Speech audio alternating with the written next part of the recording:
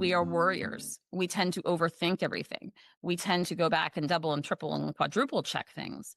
That's what makes us really good at our job, right?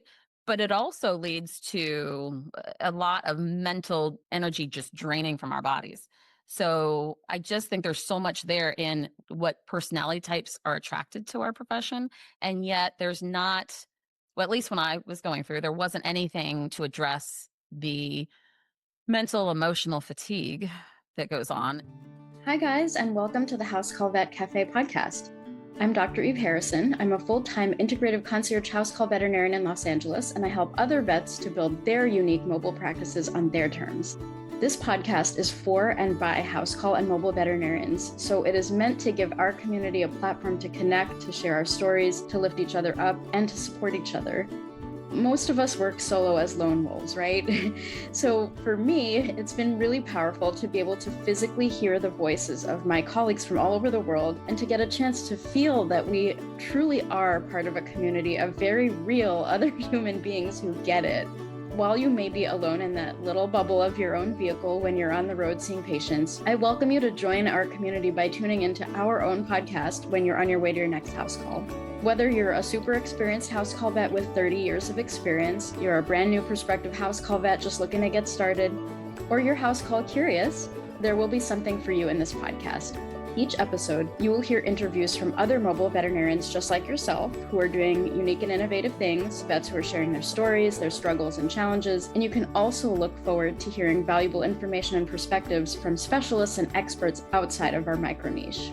And finally, if becoming a house call veterinarian is something that you've been thinking about exploring, or you're looking for some extra support getting your own mobile practice to feel more profitable and sustainable for you, check out the information in the show notes about my course and our above and beyond supportive private community for members only, plus our monthly group coaching sessions within the House Call Vet Academy. You can also check out my free public Facebook group, which is also called the House Call Vet Cafe, the same name as this podcast, and which is a warm and cozy community for mobile vets to support each other in professional and personal development, in creative entrepreneurship, and in friendship. So thank you guys for spending time with me today. Let's dive into the episode. Hey everyone, we have an amazing guest today. I'm super excited to announce that we have Dr. Sarah Burkindine with us. Dr. Sarah graduated from K-State Vet School in 2002. After graduation, she did a year-long small animal internship in Atlanta, Georgia, before moving back to the greater Kansas City area. She worked for 2 small animal clinics before starting her own mobile clinic on Halloween Day in 2016. She lives with her husband, 3 kids, 2 dogs, and 2 cats. Oh my God, happy anniversary to your practice. It's almost Halloween on the day we're recording. I know, right? It's 10 years. It's almost your 10-year anniversary. Same for me, too. Close, yeah. I thought it was 10 years until I realized it's 2025. So, well, it will be 2020. Oh, yeah. Halloween 2026 is, that's in about a year. Yeah. Okay. 10 years, that's still close to 10. Yeah. We're close. Yeah. Love it. I know. I can't believe it seems, it doesn't seem like it's been that long because I don't feel like I've personally aged, but. Mm-hmm. I hear you. I feel exactly the same way about my practice. I'm like, holy what? Yeah. Decade. It's fast, doesn't it? Holy shnikes.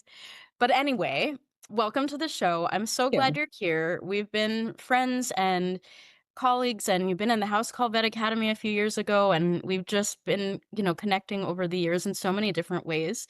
And I'm really excited to finally have you on the podcast and talk about your new book, which we'll get into.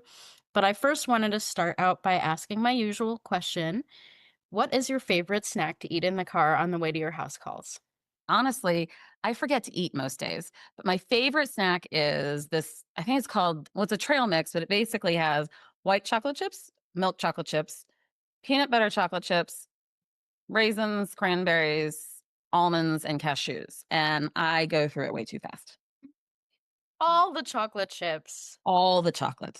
Oh my God. Well, and peanut butter, all the chips of all kinds. Yeah. Yum. I like to think it's healthy because of the raisins and the cranberries, but there might be nuts that fall on the floor on the truck because I missed my mouth while I was driving. Are you really a mobile vet if you don't have like raisins and nuts and chocolate chips all over the floor of your vehicle? No. I have to say, I got to one of my lowest points driving and was so jealous of my friends who can eat at a table in a chair without moving anywhere when, those sneezes and coughs that just you don't know they're coming. And this was when I was trying to actually eat a lunch on the road and I was eating Greek yogurt and I put the yogurt in my mouth. I was on the highway, by the way, and one of those came out and shot No. Greek yogurt out of everywhere Oh, onto my dashboard, the oh, steering wheel, everything, and I just was like, "I I miss eating at a table. This is just." So I had to take my baby wipes and wipe down everything once I got off the highway. I was feeling really bad for myself, but oh, I know exactly what you're talking about. That's so funny. I've never, well, have I done that while driving and eating and sneezing? I don't know that I've had quite that situation, but I can imagine it being one of those like straw that breaks the camel's back where you're like, fuck everything. I know, I know. That's exactly how I felt too, and I'm Right. like, "I can't even reach the windshield well until I actually get out of the car to wipe the rest of it off." Oh. Oh my god, the things we go through as mobile vets. I'm Yeah, telling you. Oh, yeah, and you don't understand that until you actually do it either. that's right. That's right. Right. Yeah. But Well, that's a fantastic snack and a fantastic story about sneezing that snack out onto the windshield wiper. Thank you for that. What a great start we're getting you're on this welcome, I'm sure episode. everyone's loving that one. Oh, I know I am. So, okay. So, can you tell me a little bit about how you became a house call vet and what your journey was like to get there back Halloween 2016? So, first off, I am a claircognizant empath, so I kind of get these just messages or this, I don't know, intuitive kind of messages, I guess. And at least 2 or 3 years maybe before I started or I opened, I just felt this calling to do something, but I didn't know what it was. And so it would happen at the most random times. And over, I don't know, like a year or so, I started kind of fine tuning what that calling was. And I actually had tried to buy the practice that I was working for at the time, but couldn't get enough funding for what the owner had wanted for a purchase price. And so I kind of thought, well, maybe that's what it is. And it turns out that wasn't. And so then this idea of, I thought, well, Amazon, everyone wants to order things from Amazon. And at the time, Target was, kind of starting to do their 2-day delivery thing. And I thought, well, God, yeah, I don't want to have to go store shopping. I want things to come to me. And so that started that idea of, well, God bless, I wish the pediatricians would come. I tired of feeling like a Sherpa with all the kids' things schlepping into the doctor's office with a baby carrier and all the things. And I thought, what about, mobile practice? And so I started looking into it and found that there were in other areas mobile veterinarians. And when I started into this, there were 3 mobile veterinarians north of the river. So Kansas City is kind of a spread out thing and it confuses anyone who's not from here, but it lops over both the Missouri and into Kansas and to Missouri over the state line.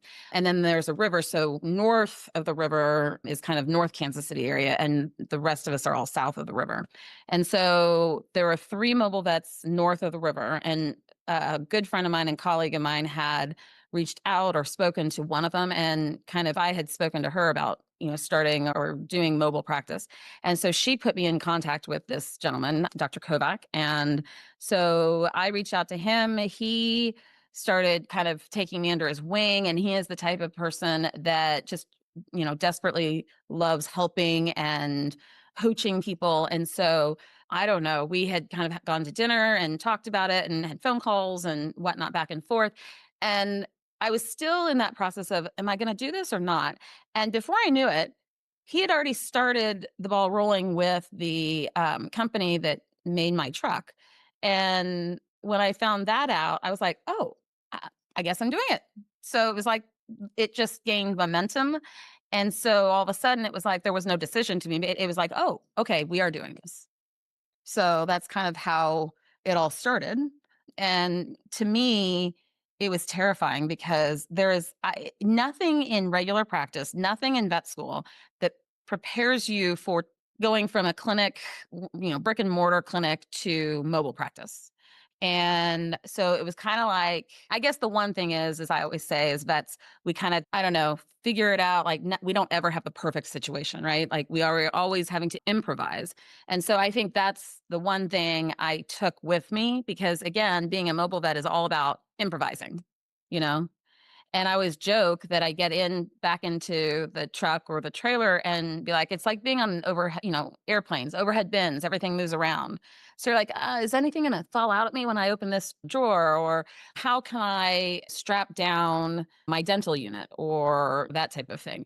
So it's all these and what can I keep on there and what can't I? I mean, my autoclave went careening off the counter twice. And that's when I was like, so that's not going to be on the trailer. We're going to keep that at home. So it's just a constant work in progress, I guess. So, but that's my origin story, I suppose. Yeah, that's amazing. I love that so much. Thank goodness for Dr. Kovac, right? Yeah. That was his name, Kovac. Mhm. That's so cool. He really took you under his wing like that, and he was like, "You will be a house call vet now." I anoint you. Well, and even then, I mean, we still talk and he still checks in on me and he is a really, really good guy, good veterinarian, and has been an excellent mentor for me within the mobile practice. Yeah, mentorship is so important. Having somebody that believes in you and takes you under their wing. Wow. Mhm. I mean, it's priceless. Well, and I mean, I've been really lucky because I know a lot of vets don't necessarily have that ever. But the first practice that I worked for, I was a kennel attendant there. And when he was the one who said, I really think you need to look at doing an internship after you graduate. And as you know, I dealt with imposter syndrome, still battle that from time to time. And I didn't think I was smart enough or good enough to do the match program. So the day that the matches come out, it opens everything up, right? So when they have open spots to fill, a classmate of mine was like, "Hey, why don't we try it for it?" I'm like, "What are you talking about? We can't, no, we can't do it." And so again, ball got rolling without any conscious decision on my part, and boom, that was the day that not only did I apply for, I got recommendations for, and then got accepted to the internship program at the time Georgia Veterinary Specialists in Atlanta. And it was the most amazing year of my life. It was hard, it was emotional, it taught me, and I feel like it put 5 years of real life experience into that one solid year doing ER work and following around all the specialists. And so then I came back, and my old boss that I was a kennel attendant for was like, now you can apply for employment with me. And he was like a second dad for me, and an amazing, amazing person, amazing veterinarian, so well respected and loved by his clients. He really taught me how to, not only how to practice in real life versus the ivory towers of academia, but he taught me how to really develop deep, strong client vet bonds. Um, and he always jokes. He's like, "God, you're a talker, Sarah," and I'm like, who do you think I learned from? He really did have a gift for not only taking excellent care of all of his patients, but he truly loved each and every one of his clients as well. He's retired, and haven't gotten to see him as much in the last quite a few years, but I mean, still, he's just family to me. So I've been really lucky to have all the mentors that I've had. I don't know why, but the universe just kind of guided me right to them. So I'm lucky. That's fantastic. Oh, I love hearing about that. So I caught wind of a word you said, which was claircognizant empath. Uh-huh. Can you tell me what that means? What is a claircognizant empath? Because that sounds amazing. And Okay. can see it. I can like intuitively figure out what it might mean, but I want to hear what it means to you. Okay. So I'm going to tell you something as a kind of tangent. I I can definitely do that with my kids. I always go back and I'm like, okay, I'm going to look it up because my interpretation, if you're going to build an interpretation off of my interpretation, the message can get. But the way, so I'll tell you what I think, and then I'll kind of say a little bit, just kind of what the technical, I guess, definition would be. But so as an empath, I can feel others' emotions. And to the point where I remember working with someone and they had gotten just really negative. And so I would come home from work and my husband was like, "How's your day?" And I was like, "Oh, it was awful." And he said, "Why? What happened?" And I was like, "Can I be thinking about it?" I'm like, I, I don't really know. No. And it took me a while to figure out that I was absorbing that energy, that those feelings. And that was probably not 13, 14 years ago, but I've done a lot of research because I am very interested in mental health and neurodivergence in our population. And so I kind of did a deep dive into why am I the way I am? And so one of the things that kind of connects is most feel emotions and feelings from others. So in that way that if I was hanging around with someone, like I have a client that I call Sunshine Incarnate, and I could be in the worst mood and I am around her and I forget all about it. I mean, she radiates joy for me. And so it's wonderful in a way that the positive energy I can just kind of bask in, but then I have to be careful about where I place my attention and what environments I put myself into because I can feel all of that too. And I can feel like myself condensing down into myself when I feel that negative kind of emotions or feelings, right? So, claircognizant part of it, and this is to my understanding, is that I do tend to get sudden flashes of knowing messages, I guess. For instance, here I'll tie this back to veterinary medicine. And one could argue that our training, our experience, all of that could be the reason why suddenly something pops into our heads, right? But I was dealing with a patient and the dog just wasn't acting right, just ADR. Um, it might have had a few vomiting spells or whatnot, and was just again, very vague symptoms. Maybe mm, I can't remember, but it was more or less the vomiting, not eating, and just acting odd. Was all I had to go for. And so we were talking about what to do next. And she was asking, what could this be? So I was going down the usual suspects, right? And so we had gone on from what I thought it could be, discussing that we needed to do blood work. And we'd been talking for, I don't know, 3 5 minutes or so. And then all of a sudden, shooting in almost like, whoa, was Addison's disease. This could be Addison's disease. Like, I wasn't even thinking about differentials at that point. It just shot right in. I was like, wait a second. That's another thing that could be. And did the blood work? Sure enough, the dog was Addisonian. And so, again, one could rationalize that that just means training it kicked in. But again, I wasn't thinking about differentials at that point. I have more of it because I've done a deep dive into spirituality.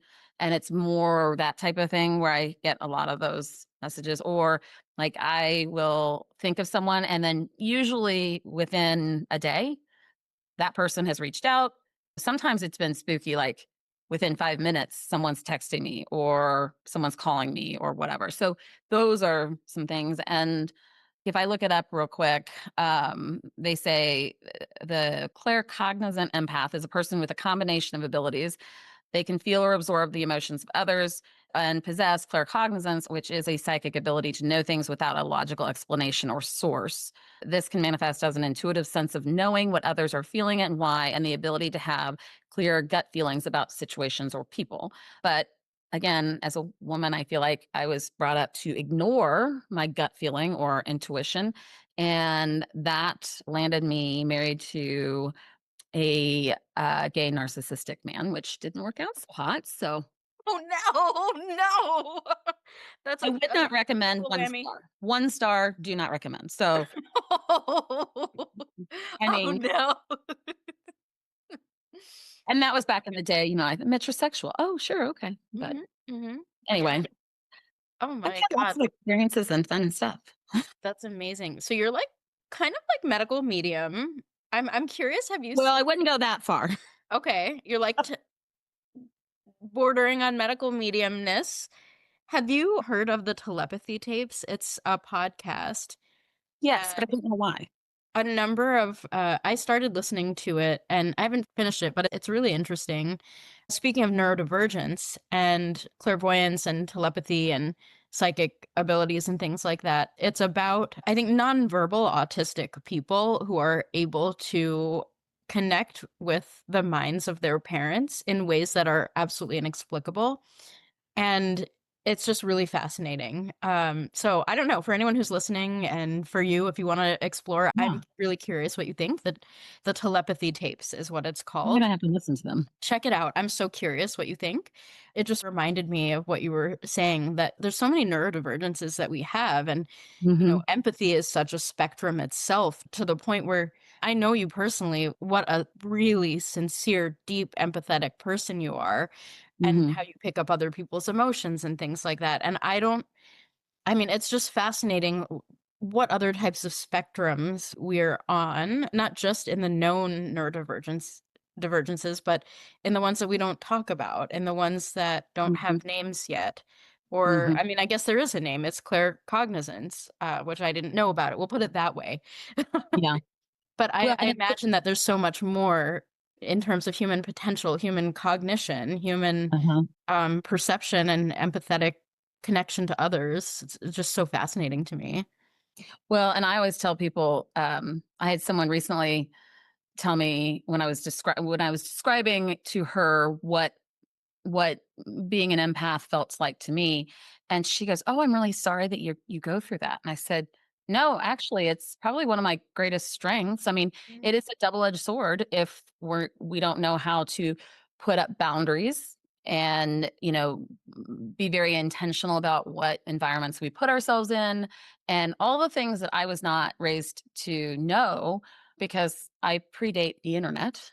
And so I mean, we didn't talk about these things. We didn't know about these things. And so growing up, I was called, overly sensitive, and that was looked at being a bad thing because I didn't fit in, with everyone else. And I will tell you, I'm raising three empaths, and my youngest daughter, probably the strongest of them all. And so while I'm trying to reparent my own self, I'm also parenting them and trying to teach them what I'm learning about myself about boundaries are so important. Trusting your own intuition, so important. Things that I'm not even well versed in yet, as in the growth mindset, I'm trying to teach them as well so that they hold on to that ability and learn, early on so that by the time they reach adulthood with agency and boundaries and self-esteem and all the things, right? And I think in our profession, right? Like I think there are a lot of empaths. I think we become caretakers in whatever form that becomes, like educators or, doctors and nurses and veterinarians and daycare workers and animal rescue and all of those. So I think that knowing what risks we have as far as even burnout and all that is important, and knowing how to take care of ourselves. And again, because as I read in the book Burnout by the Nagoski sisters, they call it the human caregiver syndrome, right? We're Mhm. not taking care of, or we're taking care of everybody else. We're not taking care of ourselves because that's seen as being selfish or putting ourselves first, is a bad thing. So um, I completely lost my train of thought. No, no, it's a great train of thought. I'm tracking. It's so interesting. I love that you brought in your kids, your daughters, and I was just kind of hearing this sort of generational tracking, this generational path. Before we hit record, you had mentioned that you're a survivor of abuse Mhm. in your family in multiple ways.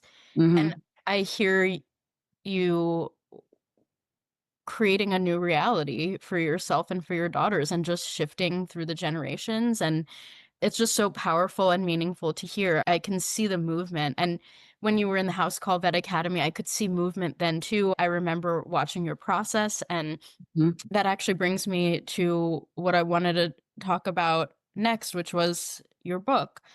So I read your book. I was super honored Mhm. that you gave me the privilege to be one of your beta readers and to take a look at it before it was out. And it was so moving, so deeply moving, very emotional, very raw and open. And it all tracks together with everything you've been through, everything I've seen you go through, the way you're raising your daughters, the way you're caring for yourself, the way you're talking about boundaries, the way I'm just so moved by the journey that I've seen you on. Thank you. And I wanted to kind of open up the conversation for you to tell me a little bit about your book, because it just came out. Yeah, Congratulations. thank you. Huge, amazing, fantastic, fantabulous. I'm so proud. Would you mind pivoting into telling me the Yeah. story of this book and what brought it to life and what it was like writing a book, etc.? Brain dump for me on the book and tell everyone what it's called, etc. Oh, can I show it? Yes. Yes, you Okay. can. So, I don't know if it's a glossy cover, but, Ah, so it's called Scarlet Macaw Ascending. It details my experience almost just recognizing that I was living through burnout. And, I mean, going back after the fact, this is just even last month or 2, you know how Facebook says, "Oh, this was what you posted on this day." So it sent me something from 11 years ago, and it was a question that I posed to, I think it was our like private vet school class Facebook page or something like that. And I said, "Has anyone had any experience with burnout, or does anyone know or have any thoughts on what we can do, or something, or how we know, or I don't know what it was." But it dawned on me that was 11 years ago. So already 11 years ago, I was experiencing this. And again, I do think there's a lot of divine intervention going on, because I was spiraling wildly out of control. Like, I had my social anxiety, which I never thought I had, was getting worse and worse. I was having more and more panic attacks. Things were happening like my trailer, my clinic jumped off the trailer hitch of the truck when I was supposed to be on the highway traveling that day. And it did so on a side road. And so while it was really upsetting, it was not fatal. And so, again, I think divine intervention, the universe knew what to do to protect me. But that happened. All of these things, I was like, there's something really wrong here, and I don't know what to do about it, what to fix. And so we were heading, it was Labor Day weekend last year. My daughter does Irish dance class. So we were heading to her fesh, which is like the Irish dance competition. It's the Irish word for that. And we were heading down there, and I was just kind of breezing through Facebook, and this ad popped up for a veterinary wellness conference. And so I looked at it. It was in Alaska in the middle of the winter. It's like, "A, this sounds awful." And like, "You can go ski." I'm like, "Great, I can go fall down a mountain and break my neck. That sounds awesome." And do it in the freezing cold weather. Awesome. So, but it got me thinking, and it talked through, what the seminars would involve, what this retreat would also entail. And it got me thinking about it. And so I started searching for other veterinary retreats, wellness retreats. And so I kept coming back. I mean, there were some like in Mexico, I can't think of, like Fiji or somewhere like that. And then, yes, there was one in Fiji. I remember a Fiji one yeah, popping up. That caught my attention too about a year yeah. ago. Well, I'm sorry, that one I really did wanna go to, but I was thinking of putting pieces together and, like, airfare, and I was like, "Oh, yeah, I don't think I can afford that." But I kept coming back to this one in Costa Rica, and in my head, I'm like, "Well, A, I can't afford to spend the money. That's selfish. I haven't, to spend that money on I can't do that." And I just was getting very terrified. So I kinda pushed it away and didn't think about it for a week or 2. Then it kept coming back. I just kept getting messages, that I needed to really think about this. I told my therapist, and he goes, "I think that would be really wonderful for you." And I was like, "Oh, don't tell me that. And then I have to do something about it." I And remember you reached out to me too of like, "Is this legit?" oh, okay. Well, I'll tell you my crazy about that one. So I reached out to Galena, and I'm not even going to Amazing, attempt her by the last way. name because, Bearstein. yes, thank you. Bearstein. I don't want to screw up the pronunciation. I It was might have screwed it up too. fabulous. She's Fabulous. amazing. Yes, I she love is. her. But I emailed back and I was like, okay, I'm pulling out my crazy on you. I don't know what to do. And she was amazing. She answered all my questions. She was so empathetic and compassionate and all the things. And so finally, I remember the day I decided, okay, we're going to do this. And I signed up and I called my husband and I said, oh, I did this. I did this. And I signed up for you because you have to go with me because I can't go there by myself. I've never been there. I don't know what I'm doing. And so then I started to cry because I had already bought the tickets to San Jose, but then you have to take one of two little airlines to the opposite side of the country, and I couldn't get through. I couldn't figure it out. And so anyway, I finally got the airline tickets, but I was sobbing because I was so panicked, so terrified, so ashamed of the fact that I was having to do this and spend all this money because I, as a caretaker, couldn't take care of myself. And so um, I started right before I left because that was the first week in December, I think. So Thanksgiving, I start to panic. And I'm like, oh my God, I can't find anything about this. And Facebook pages, there aren't many posts. And I'm like, what if this is a scam? And I was envisioning, oh, I can't think of the movie. Kathleen Turner, Michael Douglas, Danny DeVito. They were in Jewel and Nile or one of those movies where they are now traveling through the jungle because their bus is capsized and there's drug dealers after them and all this. And I'm thinking, oh my God, that's going to happen to us.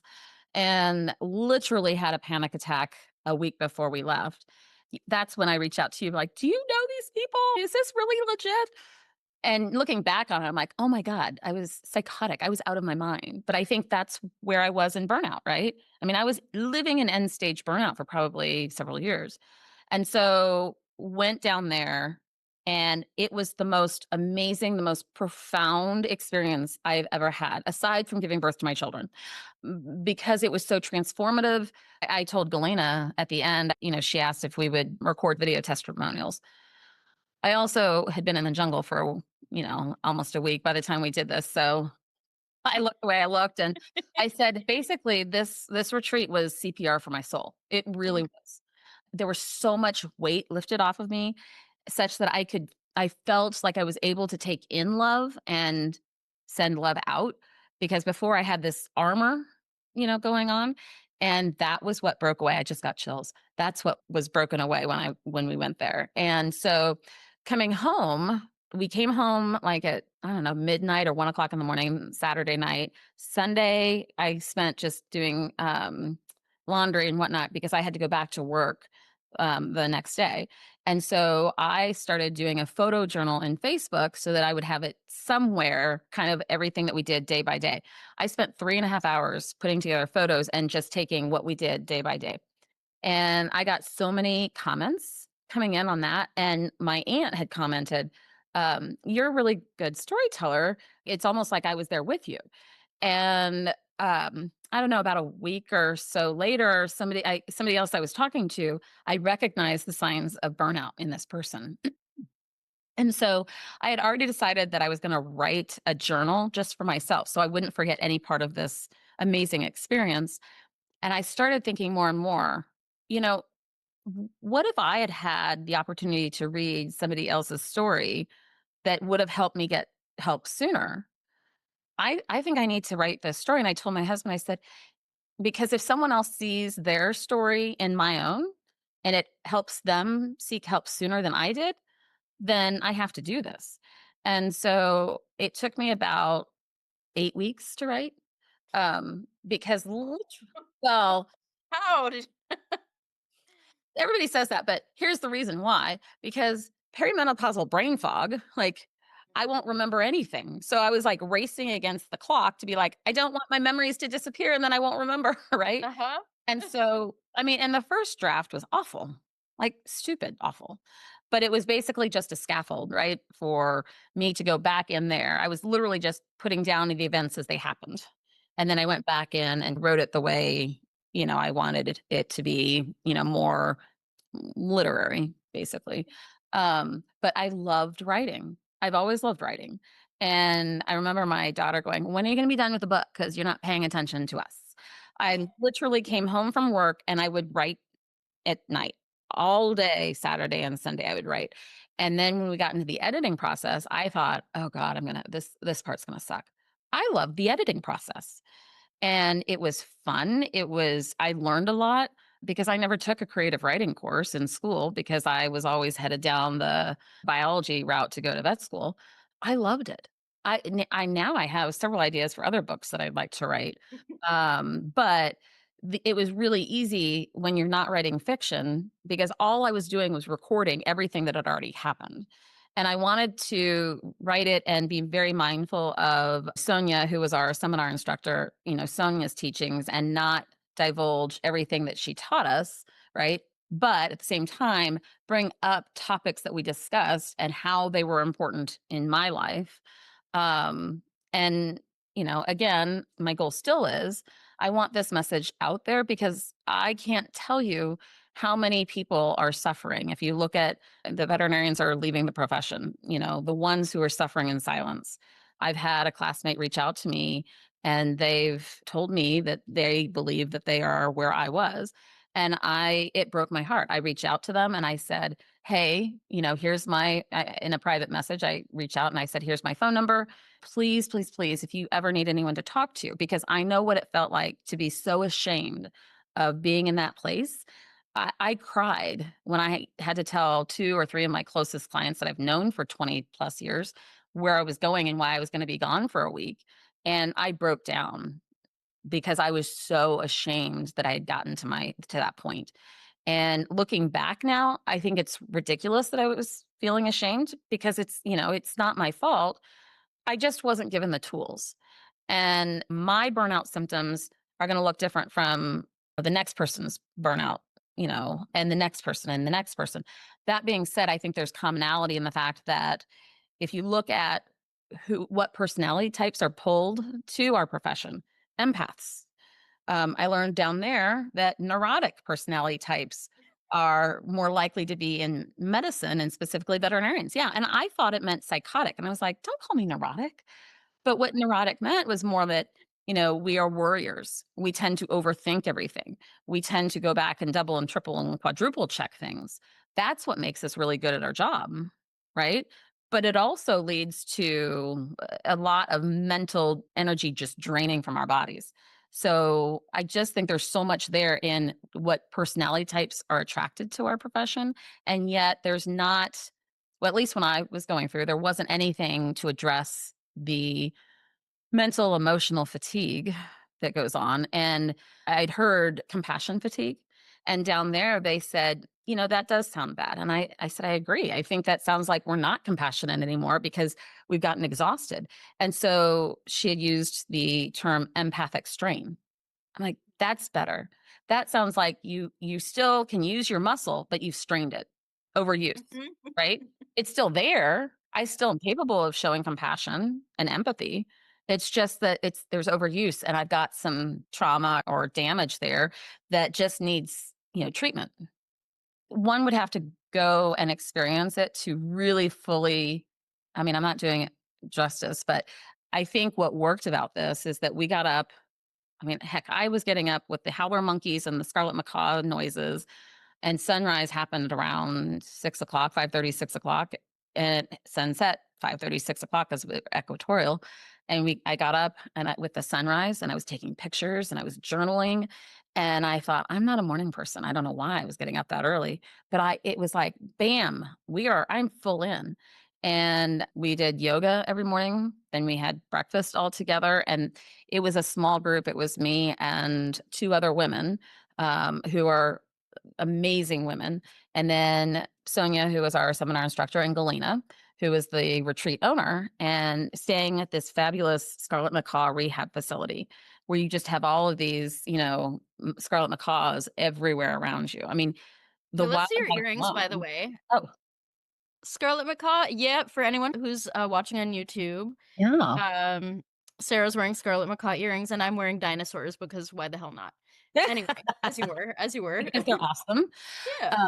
Yeah, I think it worked because the yoga helped recenter and solidify, the mind, body, spirit aspect, which has, for me, had gotten disjointed, not listening to my body, not listening to the cues that that it was giving me to say, hey, you've got to slow down. We've got to do something. We are malfunctioning here. Even all the meals we had together, they were prepared for us. So we had nothing to worry about. Like we did not have to do anything for ourselves. We just had to follow the leader. Like, oh, we're going to yoga now? Okay, now we're going to, breakfast. Okay, now we're going to seminar. Mhm. It was being taken care of, which for a lot of us doesn't happen, right? And so then we had this amazing, Dr. Sonia Olson, amazing instructor who she herself was an ER vet for Blue Pearl for many years and went through this herself. And then she got in and worked on training and certifications for wellness programs and burnout and recovery and all this. So she gave an amazing program, 10 hours of continuing ed on this. And there were times where I was in tears one day. She put on a quote up there that said, that was from a psychologist who said, veterinarians are some of the most pain saturated people I've ever met. And I lost it. The empath part of me was like, oh my God, that's horrible. I felt so much sadness and grief for so many in our profession. In watching us take care of each other as we became emotionally dysregulated, was beautiful to watch. And then in the afternoons, we would have field trips, as I call it. And that was our time to play because so many of us forget how to play. I had forgotten how to play. And so we did things like go watch how, chocolate is made. And they get it from the indigenous people down there. We walked and hiked up to the Montezuma waterfalls. It was beautiful. And so we did sound therapy. We did horse therapy. And you're in this magical environment, this beautiful locale. I mean, we were in a very rural part in the jungle. It was just magnificent. And so I think, all of those pieces kind of fit together and things that we needed to do to remember that. Plus, we were outside all the time. Like we had air conditioning in the rooms, but I didn't want to get accustomed to that. And then it gets really uncomfortable when you're going back out into like, I don't know, 150% humidity. And, temperatures were in the 80s, but with the high humidity, you're just dripping nonstop. And you get used to it, you get accustomed to it. And one thing that I kept repeating was, let everything go. The jungle can handle it. Let everything go. And I did. I released so much that I needed to. But I so encourage anyone who feels like they may be spiraling out of control to seek some of these retreats out because they're out there and there are quite a few out there.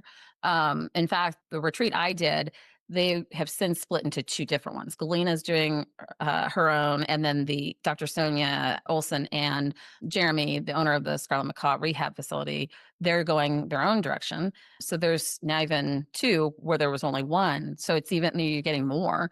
So I think it's very beneficial, for anyone who's thinking they're there, in burnout. So Yeah.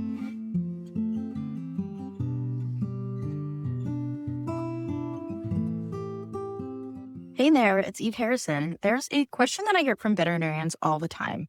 How do you do concierge practice in your house call vet practice? Another question I get is, what is concierge practice? So the term concierge definitely gets thrown around in a lot of ways that are different from what I mean. But for me, I'm a house call vet, but as a mini micro niche within house call vet practice, I specifically have a concierge practice. So among other features, concierge practice functions as a membership container, but that's not the only thing that makes concierge concierge. What concierge practice really means for me is that I run a thriving, fully self-sustaining house call practice where I see way fewer patients. I earn income that is way more aligned with my actual effort, my skills, and the super thoughtful heart and soul that I put into my work. And the best part for me is that my client base is perfectly curated. I legitimately love every one of my clients and patients. And as a result of me not being burnt out or resentful and feeling secure in my income and the energetic exchanges occurring between us, everyone involved receives the thoughtful, comprehensive care that they deserve, including me. And I actually have time and energy left to be my whole self rather than being defined by my career only. My Concierge Vet Mastermind program gives you everything you need to build a sustainable practice that honors both your calling as a vet and your ability to live a balanced, fulfilled life. In just 6 months, I will personally guide you through my compassionate concierge method with exclusive on-demand training, along with private coaching and direct text access to me as though you were a member of my actual concierge practice. So you get to feel what it's like to be a client in my own concierge practice. You'll learn exactly how to structure, price, and market your services while skillfully and compassionately honoring your own boundaries.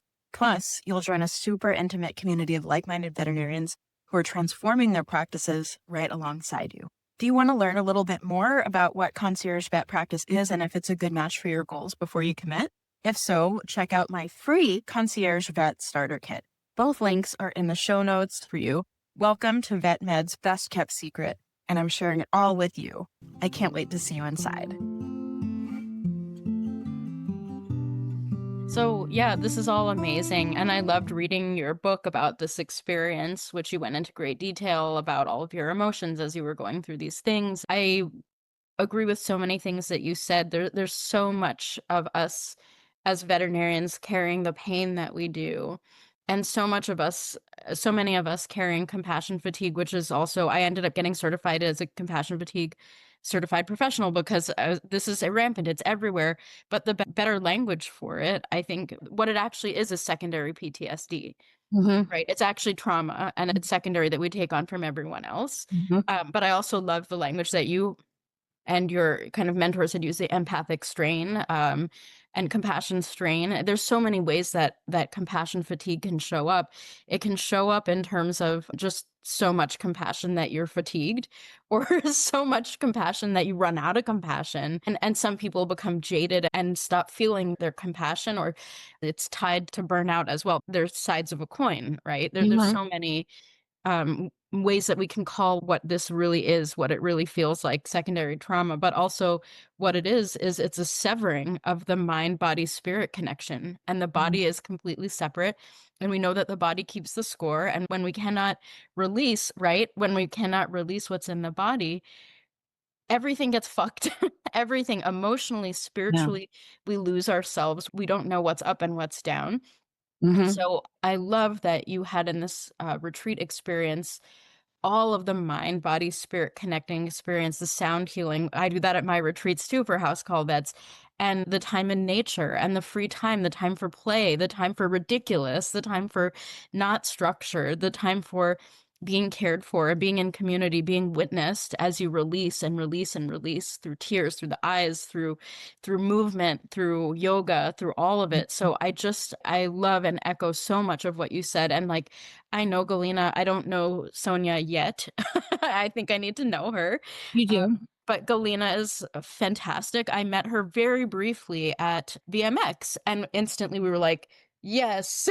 And it's been on my to-do list to actually like host one of my house call vet retreats there at her place. So You right, should. You right. should. We're gonna I'll talk sign about up this. for that one. Okay, okay. I want to go back. Okay, yeah, Costa Rica is beautiful. I've been there. Like everything you said about waking up to the birds and the monkeys, like I've experienced that in my own ways, like not in this retreat per se, but I know that the magic of Costa Rica, and it's fucking magic. It is. Yeah. I could feel it was beautiful reading your book and your descriptive, just so like play by play, like every minute. It's so interesting how you write and how you perceive the world. Like this is just an echo of what's inside, what you experienced, right? And it was so Welcome to my crazy. welcome to the crazy. We're all, yeah. And I think it spoke to me because I have some of that same crazy, right? You know, I'm like, oh, that's gorgeous. That's beautiful. The play by play of every emotion, every micro movement of this journey. Just so luscious and like seductive. Like you want to read more and more, and what happens next, and then what other color scarlets are there, and macaws, and like what did you do next? It just really, really pulls you. So the experience itself is so luscious and juicy and tantalizing, and the way you describe it and the way you experienced it, I think is just so powerful. So I'm really excited that you put this out there. I also love that you mentioned like the sort of the perimenopausal, like what stays in your brain, like you need to get it out on paper quickly, because I felt like what you were talking about very, very similar to how I feel when I'm creating courses, content, things. Like you enter a portal and you're like, Yes. it's now, I have to get it out before the portal door closes, because it's a race against time when the spell will be over. There's a spell on me right now. It has Yeah. to come out now. And there's a channeling, right? There's like the universe has something coming through. You feel it. I'm Mhm. sure you do as well with the claircognizance. I'm like, that's stumbling Yeah. on the words. But there's something about creation and putting things out into the world that need to be birthed through you. And there's Mhm. this urgency that comes. So I Mhm. very much recognized what you talked about, like 8 weeks, it's coming out. This baby is coming, Yeah. you know? Well, that's exactly it was like that's Yeah. what I liken it Yeah. to. It was like giving birth. I mean, Yeah. far less painful. But More cathartic, maybe. On the yes. cathartic side, less on the painful side. Yeah. Well, it's funny, people always say, "Was that healing for you writing the book?" And I'm like, No, the healing was in Costa Rica. This was just fun." Mm. When I got back home, our yoga instructor, Linnea, I have never met anyone like her. And because when you go abroad, everyone's using WhatsApp, right? Like I don't ever use WhatsApp here unless I want to connect with people in other countries or from these retreats. And so she sent me this song is gorgeous. I love it so much. And I could only find it on YouTube Music because it's not on Amazon Music, and it is, but not by this artist. So I heard it for the first time. I remember I was in the bathroom and I don't know, I got a notification and it popped up and I started listening to it. Boom, tears strolling out of my eyes. I collapsed on the floor because it had been, I think, I don't know, 4 or 5 days since I'd gotten back. And my heart ached to be back there with all these beautiful people, and I mean beautiful souls. I mean, they're beautiful externally too, but beautiful souls. It was just and I talk about it in the book too, where I was homesick for seeing these other people who were just other empaths, other people like me. I've always felt like I was an outsider, like I never really fit in or belonged. And I can bore you some other time about the reasons for all of that, but to almost like have a mirror held up to me or to see other people that were like me, I immediately on the plane ride home was like, "Oh my god, I thought this whole time I was an ugly duckling." And here I saw these swans and I recognized them and it was like, "Oh my god, I've been a swan the whole time." And there are these people and they are truly amazing, amazing souls. And I've been fortunate in the fact that, Galena also read the book for me and was a beta reader for me. Dr. Sonia Olson, she was a beta reader and I keep rotating through Dr. and not calling Galena Dr. Galena as well. Yeah, Dr. Queen also. I, I don't know why I feel like I need to be formal with Sonia, but anyway, and then the other two women who were there on the retreat. And it made me feel so less alone and seen. And I don't know, it was truly, truly just one of the most profound experiences and one that I don't think now knowing this, I could have probably taken more than 8 weeks because I don't think I'll ever forget.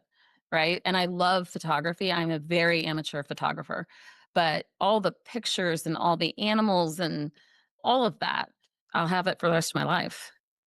So So, beautiful. Love hearing you talk about how you were homesick for these people that essentially you found home in them, right? And mhm, they became your home and the people that you mhm, felt safe with that had witnessed you in your journey. mhm. Just so beautiful that being seen and feeling less alone and not alone and healing that wound of belonging. Right. And what's so very interesting is I want to even take it out another level that in my retreats, people talk about the same things. I'm an Mhm. ugly duckling. I don't fit in. I don't belong here. And the minute you connect the mind back with the body, the minute you create safe space, the minute you're immersed in a place that is intended for your healing and you allow yourself to receive it, you understand that you belonged all along, that you were the swan all along. Mhm. And it's such a human thing and it's so beautiful to hear your story and I'm just so moved. And the other thing is I myself have been in these same experiences in retreats that I've done, more on the Mhm. psilocybin side, Mhm. which cracks you open all the way open. I would legal, imagine. legal, of course, legal. Uh-huh. And with working with indigenous people and outside the country, etc. But I know these feelings so deeply myself of bawling in front of a room of women encircling me and being completely seen in the absolute rawness of it and being accepted and having it be okay. And just literally like the sky cracks open and your whole soul cracks open and you're witnessed and seen and it's okay and you Mm-hmm. belong, right? Mm-hmm. Mm-hmm. So I have so many chills just like hearing about your experience, and retreats have a very special place for me, and I just love hearing your experiences there. And I don't know, it's just very moving for me on so many levels. So I just love the detail that you shared and the emotional experience that you shared as well. It's just so interesting to me how so many of us carry wounds that are the same, and how Mm-hmm. ironic it is that we all together feel this alone. You Mm-hmm. know what I mean? How Because I think weird. no one talks about it. I Right. think we carry that shame, you know, Yeah. and I know Brene Brown kind of has her whole career is built around understanding and learning about shame and how it unfolds in each individual, but it truly, I mean, it's horrible. And I think that also ties in with imposter syndrome that so many of us deal with as well. And um, trying to get rid of that, you just don't talk about it, right? Because you want to be like, I don't want anyone else to think that, I feel like this or I think this way or whatnot, because you don't want to be ridiculed. And I think if we had less shame, if we opened up a little bit more, I mean, and that fear, went away, that we would realize that we all kind of are in that same boat. And so that's another reason why I wanted to self publish, because to know that, oh my gosh, other people feel this way and it's Yeah. okay. And Yeah. it doesn't mean there's anything wrong with me, you know? Exactly. Yeah. Yeah. Ugh, I love that. And you're so right. Shame and being ashamed, it's so at the heart of some of our wounding as women, but then as Mhm, veterinarians. And then on top of that, as entrepreneurs, mhm, house call vets, there's so many layers that yeah, we deal with. And I'm just so thankful for you naming that, because shame is really, really at the heart of so much of this pain. And mhm, and then on top of all of these kind of identity aspects, the profession itself is doesn't make it okay to be vulnerable.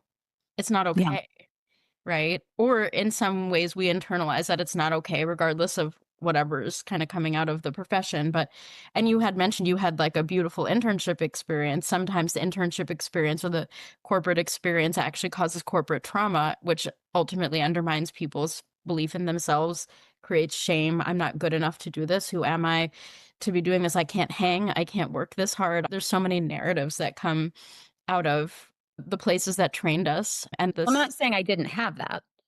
Like, Mm. my imposter syndrome was on fire, and I can't tell you how many times I would walk into a room as the ER doc, because, I mean, I wanna say we did like 10 months of 8 to 10 months of ER work, mixed in with all the other rotations in some way or another. But I can't tell you how many times I walked into a room and I would go through the history and I would do the physical exam and all this. And then I would say, okay, this is what my plan is, or this is what I want to do. And they said, okay, when will the doctor come in? Oh. Now I look back and I'm like, oh, that meant I looked really young. But it was like, you hear that enough and you're like, I'm not a doctor. I don't know enough.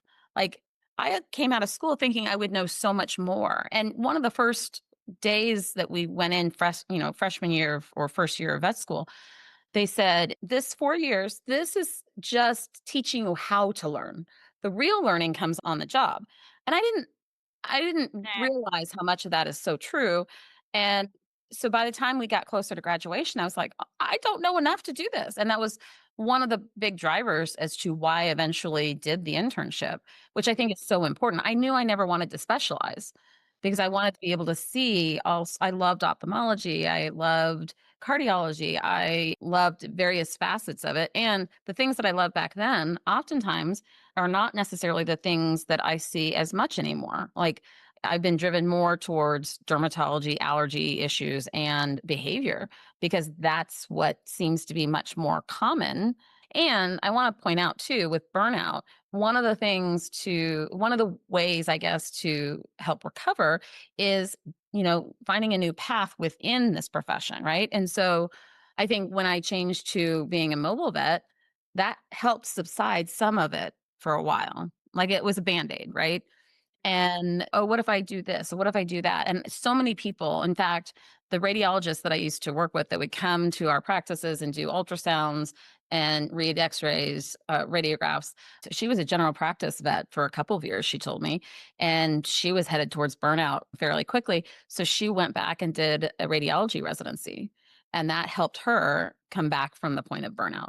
And I think for so many of us, we just say, nope, this is the path I have to be on, and there's nothing else I can do, right? Because it's scary to veer out of the path that you feel like you're going to be in the rest of your career. And the other point I wanted to bring up too is that I also had started to blame the profession.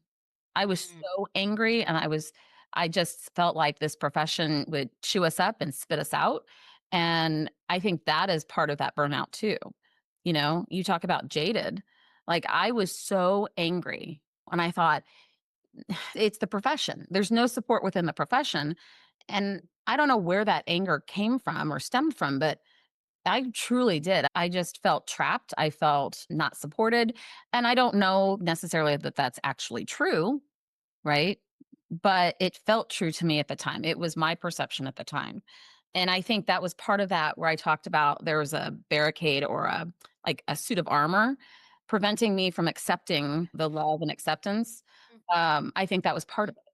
But it's all wrapped mm, up into one. And it's like you can't fix one without fixing the other. And then you can't get to this without doing that. And it's just complex. It's so complex. yeah, yeah. This is It's why we cannot do it ourselves. We can't fix it ourselves. And I remember before I ever started seeing a therapist back in the day, I was like, I should be able to do this. I should be able to do this. I don't need a therapist. There's something wrong with me if I can't fix myself. Well, no, none of us can fix ourselves. mm, We need another's help. mm, It's like why human doctors don't work on themselves, or they shouldn't. You know, maybe they do. I have to say I do work on myself a little bit, but um, I might do fine needle aspirates on various things in my body, but I've been told not to by my doctor. I don't listen very well. But my point is, like, we need, other people. We cannot get ourselves out of burnout alone, and we shouldn't be shaming ourselves because we can't do it. oh, bravo, amen, brava, all the things. I cannot agree with that more. It's I had a mentor that recently said to me, "You can't see the label from inside the bottle. You don't know what's in here sometimes without a mirror, without a Mhm, reflector, without somebody holding you in compassion and grace and seeing the full humanity and the pain and sitting with you in it. We're social creatures. We're mhm, never meant to do this alone. We're never meant to heal ourselves. We're not meant to pull ourselves up by the bootstraps, right? And so mhm, many of us have this illusion, delusion, toxic thought pattern that's been put into us somehow that we need to do it ourselves. mhm, We're wrong if we can't do it ourselves. And there goes the full cycle of never being able to get out of it. So it mhm, is so beautiful. I'm a person that believes wholeheartedly in support and asking for help and immersive experiences to just shake the snow globe, as they say, because we can get so stuck and really start to believe our thoughts that I should mhm, be doing this myself. I should be better than this. I should have more capacity. And it's false. mhm. It's simply false. So I But just when no I one love teaches you how to do that, no, no, what do you that's right. do, That's right. right? That's right. And that's one of the things too, like, there were so many lessons that I pulled from this week-long experience there, and 2 of them were learn to ask for help Oh, and yes. learn to accept help, because those are 2 Mm, drastically different things, right? yeah. And I think that idea that we have the weight of the world on our shoulders, well, it's because A, we're not good at asking for help because we are the caretakers, we are the helpers, right? And so when you're sitting here like this, not asking for help, or there are likely other people in our lives that are trying to offer help.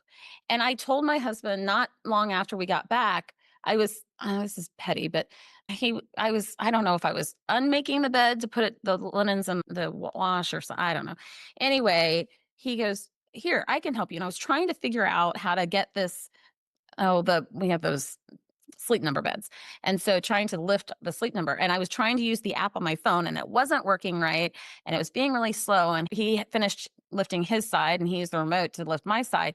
I was mad at him. I was seriously pissed off. And I actually said to him, I told you I could do it. And it was almost like I was looking from behind myself and I was like, what is your problem, Sarah? Like, this is stupid. And because I've gotten to be very reflective and self-aware. And I'm like, like, you're insane. What's going on? And I got to the base And of you it. shamed yourself in it even in that Yes. moment, right? Yeah. Yeah. And it was basically like, I was mad because he took away my ability to do something. And with that, it was my ability to feel like I was worthy or valuable. And I was like, whoa, like we clearly have not learned enough here because I'm still basing my worth and my value on what I can do. And if you take that ability away from me, then you're taking my ability to feel worthy, to feel valuable. And that's where the anger came from. And I was like, it's a freaking bed linen, or actually wasn't even that. It was getting the thing lifted so I could get the sheets off. And I was like, I'm like, you are a 2-year-old, Sarah. Stop being a 2-year-old. But What a you beautiful moment of noticing and catching yourself in that and seeing it for what it was, right? We're never going to I'm be saying I perfect. completely learned, but No, I mean, it's always a work in progress. We're never going to be perfect. We always, our old habits die hard. But what's really beautiful about that moment is you saw it for what it was and you were like, ah, you laughed. And you were like, ah, I recognize you.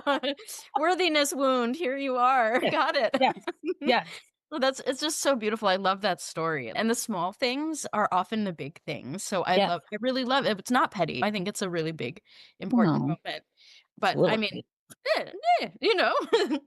But I love this so much. This conversation, we could go on for hours and hours. And I'm just like in my happy place right now, just like hearing you speak Aw. and your story and everything. I'm just so moved. So, before we close up the episode, I wanted to hear if you had any advice for veterinarians who are thinking about becoming a house call vet or who are a house call vet and maybe either struggling or maybe not even struggling, but just sort of like blah, not end stage burnout, but getting there, that kind of thing, which is 90% of people that I know. Yeah. What would you say? What would you say to those people? Um, so I guess I would say, because that's kind of a loaded question, right? Like, Yes, indeed. I would tell them that if they haven't started, the ones that are thinking about it, I would tell them to join your House Call Academy. Because had I known that when I first started, although I don't know when you actually started that, but had that been available to me and then I knew about it when I first started, that would have taken so much of the work out of it for me, right? Like, and I would have had so much more confidence in doing, because I think a lot of my stress came from, oh my God, I don't know what I'm doing. And there's no blueprint, right, for this. So we're all just kind of making our own way. And I am a type A personality. That is, I don't like doing that. I want to follow the rules. I want the guidance, that what they say, like watch one, teach one, do See one, one, do right? one, teach one. See one, do Yeah. one, teach one. Yeah. Yeah, I love it. And so with that, I would have said, okay, the ones who are thinking about it, absolutely do your house call academy.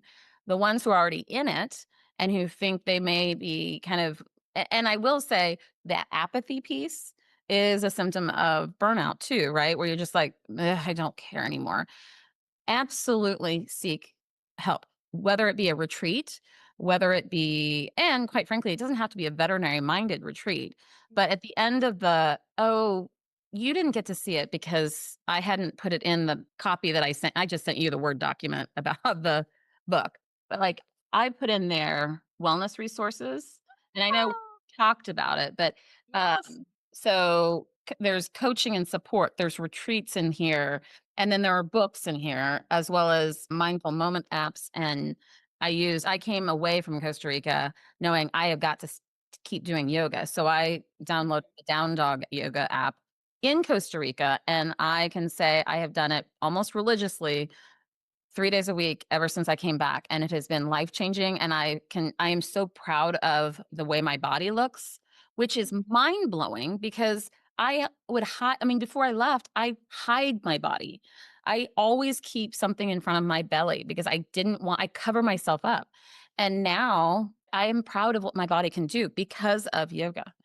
And Mm. so, again, I put those at the end of the book as resources that Sonia helped me come up with, you helped me come up with, and a few other people helped me come up with, just from the wellness aspect. And that's I mean, with regards to like the veterinary only retreats, a lot of those can be for anyone. And so, again, I think, reaching out for help or having a buddy system, having a classmate or a colleague or somebody that you say, okay, we're going to partner up. And if you notice that I'm going down, because I didn't necessarily notice into the end, say, if I see that about you, I'll let you know. If you see that about me, let me know and help me get help.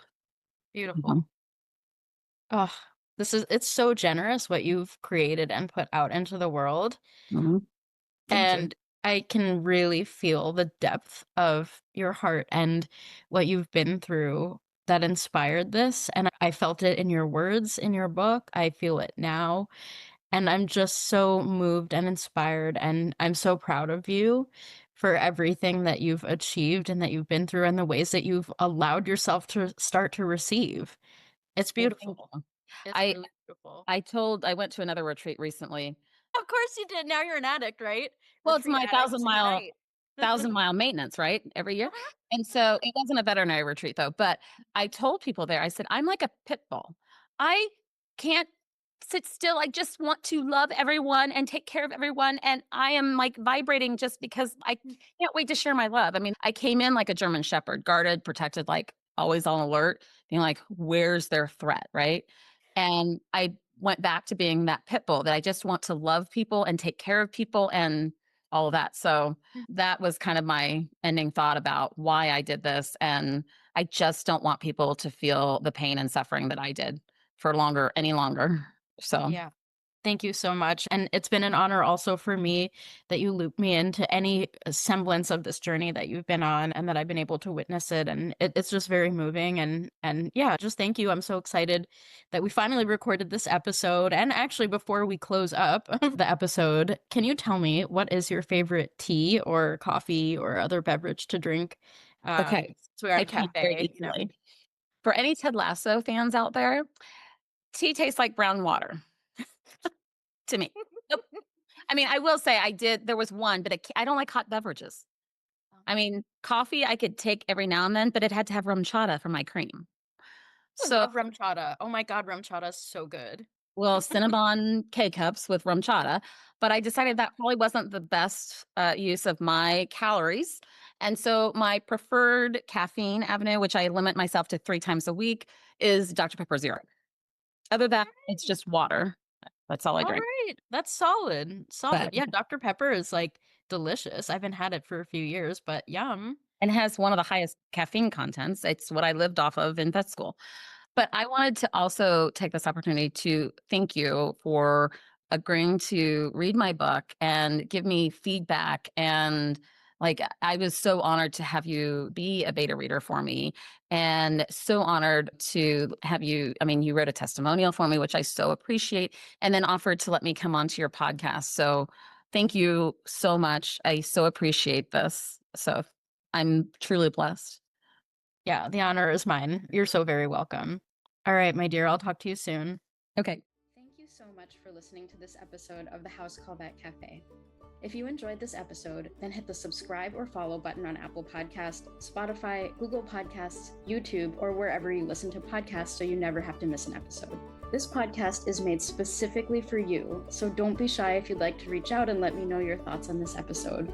You can find me on Instagram and Facebook as the House Call Vet Academy, where I also share more valuable content. If you're interested in learning more about consulting for House Call Vets or the House Call Vet Academy online course and community, please click on the link in the show notes. Have an amazing rest of your day, and I can't wait for you to join us for our next episode of the House Call Vet Cafe.